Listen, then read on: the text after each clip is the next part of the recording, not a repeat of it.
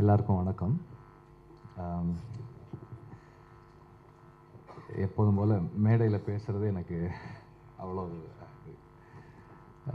கொஞ்சம் சிரமமான ஒரு விஷயந்தான்.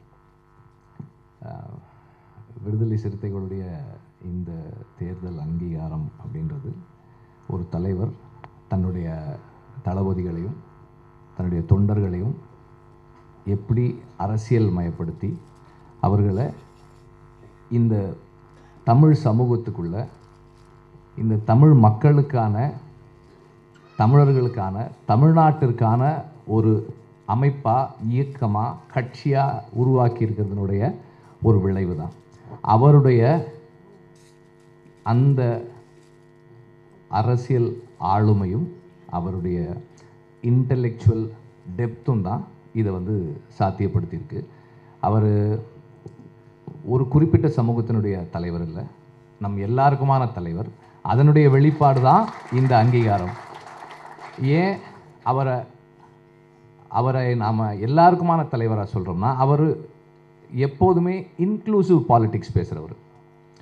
இன்க்ளூசிவிட்டி தான் ஒரு ஒரு ஒரு தேசிய இனத்தை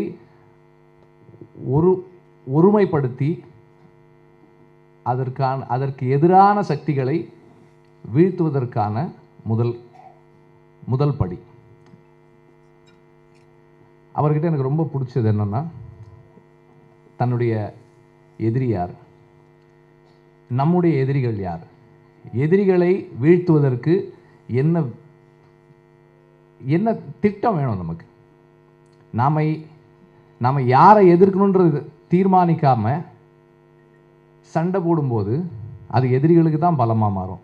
அவர் ரொம்ப தெளிவாக பிரிவினைவாதத்திற்கு எதிரான நிலைப்பாடை எடுத்து, சனாதனத்திற்கு எதிரான நிலைப்பாடை எடுத்து, இந்த சூழலில் யாரை ஆதரிக்கணும் யாரை எதிர்க்கணுன்ற தெளிவோடு செயல்படுறவர். அந்த தெளிவு தான் அவரை நம் எல்லாருக்குமான தலைவராக மாற்றுது, நமக்கான